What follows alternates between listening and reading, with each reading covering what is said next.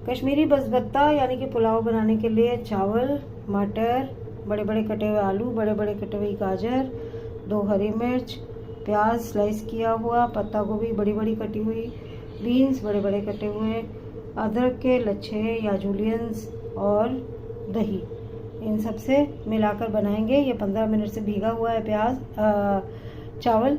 तो अब बनाना शुरू करेंगे। मसाले साथ साथ बता देंगे क्या क्या डालें। घी डाला है प्रेशर कुकर में। अब कुछ खड़े मसाले डालेंगे।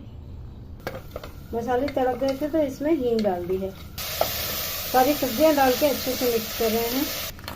दही में सौंफ पाउडर, गरम मसाला थोड़ा सा और कश्मीरी लाल मिर्च डाल दी है। इसे सब्जी के साथ मिक्स कर देंगे। इसमें हरी मिर्च भी डाल दी है। दही के तेल छूटने तक इसे पकाएंगे। चावल डाल दिए, मिक्स करके थोड़ा सा भून के फिर डबल